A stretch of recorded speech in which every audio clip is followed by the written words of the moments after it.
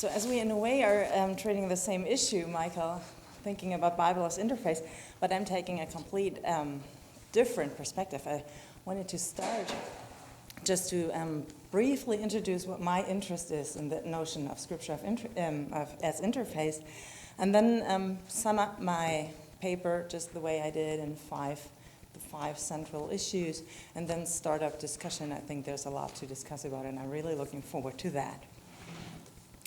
So my background of my reflection is an intensive research on Bible hermeneutics from a perspective of theological hermeneutics and dogmatics.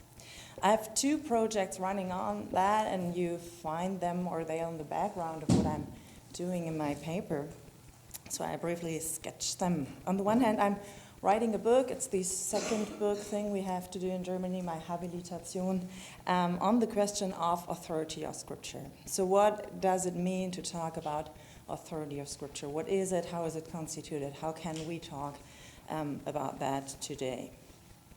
And this question becomes even more complicated when you join the discussion interdisciplinary within theology with scholars from the exegetical studies, so Old and New Testament scholars. 5 years ago, I initiated a network of young scholars from dogmatic ethics and New and Old Testament studies, and we're talking together about an outline of a possible common understanding of what authority of Scripture or Bible might be. And as I'm, deeply depending on our reflections, I just wanted to mention that this group really helped me thinking through all that, what I'm writing at the moment. You find in the footnotes these Schriftbindung, that's the name of the network, so all the points in there are just out of that group. The publication will, it will be published in April next year, so then you can read it, at least in German, what we thought about. So seeing all these trouble and all these very difficult discussions we have, at least in Germany, on this field of the hermeneutics of Scripture, I decided to choose another approach. I don't want to join and just redo all these old discussions. And what I'm interested in is the factual use of biblical texts in theological dispute. So what I'm looking at in my book project is how dogmatic theologians refer to Scripture, how they use it, how they are putting it into their arguments, what are they doing with Scripture, and what do we learn out of these uses about their understanding of Scripture. And then I compare that to what they say, what authority of Scripture should be, and then just trying to work out what this might come together. And against that background and with these questions in mind, I had the pleasure to come across Michael's work on Bible as interface and was like, woo, okay, that might be a good model for me to think about this newly. And I had the impression that his description used as a metaphor for Bible hermeneutics could be very useful to describe what we were actually thinking about when we talk about authority of Scripture. So how do the uses, the analogical and digital uses of Scripture, conditioned by the materiality of media used, shape what we describe to be authority of Scripture? So this is my question. And my paper is the first and a very impure attempt to bind these thoughts together, and I'm really looking forward to deepen it with you in the discussion. So the central issues I made in my paper, I just tried to put them together in 5 theses, which I'm now just presenting to you again. So the first one is, in theology, the Bible serves as medium in the dogmatic sense, as a medium salutis, and therefore its mediality is of high interest in theological hermeneutics. It is, in dogmatics, no surprise that the uncreated God is in need of media to communicate with the created world. The Christian tradition places special confidence in the biblical texts as witnesses of God, able to reveal the gospel through the Holy Spirit again and again to the person by being read and heard. They thereby serve as medium salutis. That's kind of just summarizing the traditional thinking about that point. The written form of the biblical text is, for that matter, interpreted as a guarantor of the externality or alterity of the biblical texts against its interpreters. The very small hermeneutical debate on Bible and the digital shows a profound struggle for the question of how the fixation of the message conventionally associated with the writtenness of the Bible and this question of alterity can be understood under changing medial conditions. So secondly, if one describes the Bible of interface, the authority of this interface can only be constituted by its use. Therefore, between user, interface, and another entity, that means it's a relational understanding of authority, and by using the interface, that means it's a procedural model of authority. If an interface serves as a zone of encounter, as Michael Hemenway describes, the description perfectly matches the traditional theological thinking on the significance of the Bible. Here the reader encounters testimonies of the revelation of God, and through the Holy Spirit can become revelation for the reader, opening up the gospel for him or her. I would conclude, Scripture as medium salutis therefore does not imply a certain ontological quality of Scripture, but it's more a function or kind of a service for the Holy Spirit. This function is constituted in and by a relation between different entities, namely the reader and God, by a certain interface, namely the Bible. For this reason, its authority must prove itself in the constant recognition and actualization of this confidence by reading or hearing the text. This is expressed in the verbal character of interface, so to understand interface not only as a noun, then as a word, as Michael pointed out in his dissertation.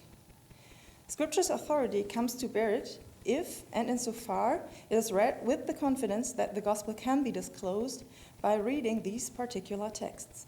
In this confidence also lies the distinction between reading the Scripture and reading the Bible, at least in the German terminology. So reading the Bible is reading the text within historical understanding or interest in the narration the Bible offers. And reading is as Scripture means to read it in the expectation that there is something to be revealed by the Holy Spirit. So therefore I speak about Scripture as interface, and Michael speaks about Bible as interface, at least as I understood, and we can talk about that later. So but how does this description can be related to the theological reasons for the authority of Scripture? In other words, how can it be related to the entity at the other side of the interface? Let me make a third case on that question.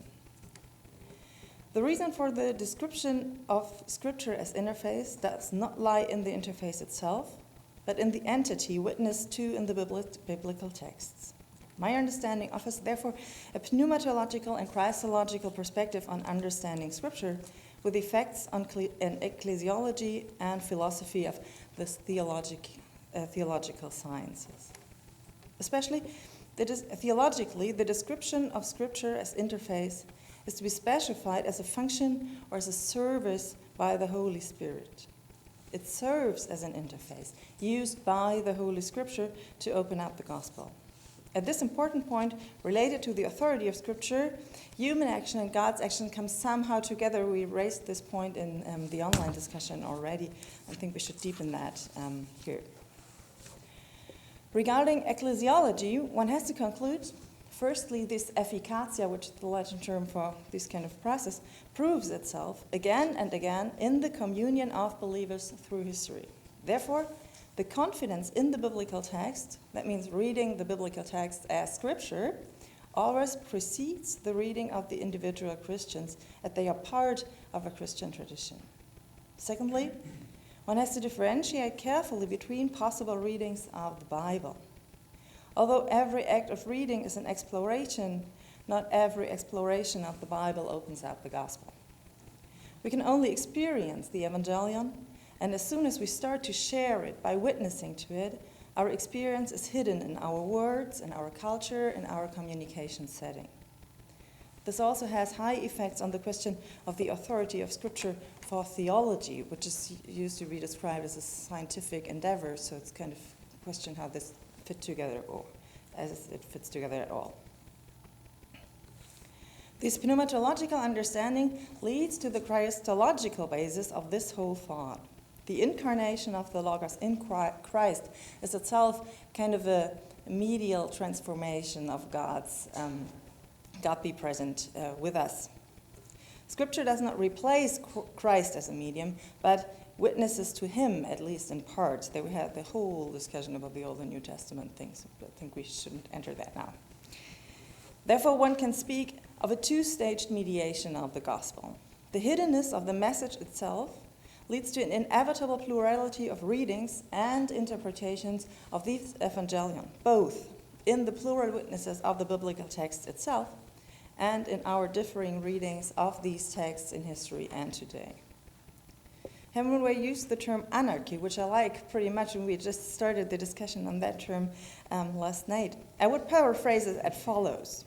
The Evangelion constantly exceeds attempts by believers to grasp and order the whole in a stable manner.